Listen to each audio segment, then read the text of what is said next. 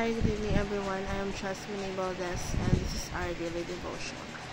Our topic for today is Naghihimala pa ba ang Diyos? Cessationism. 1 Corinthians 12:7-11 NIV. Now to each one the manifestation of the Spirit is given for the common good. To one there is given through the Spirit a message of wisdom, to other a message of knowledge by means of the same Spirit, to another faith by the same Spirit, to another gifts of healing by that one Spirit, to another miraculous powers, to another prophecy, to another distinguishing between spirits, to another speaking in different kind of tongues, and to still another the interpretation of tongue. All these are work of the one and the same Spirit, and He distributes them to each one just as He determines. So we need to know that cessationism is a theological view that believes certain spiritual gift like miracle, prophecy, and speaking in tongue. So it actually ceased after the time of the apostle.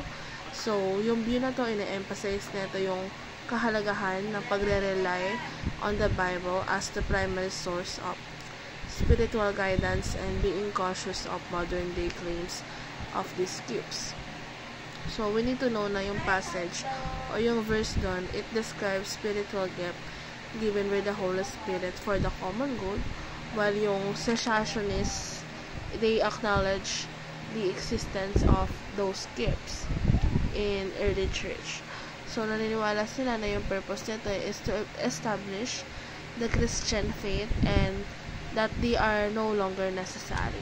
So, it is really important na i-humble natin and maging open tayo to God's work while being cautious of false teaching because God works in mysterious ways.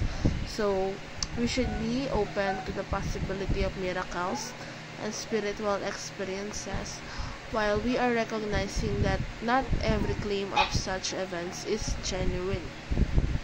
So, we should actually rely on the Bible and prayer to discern truth from falsehood. And that is our topic today.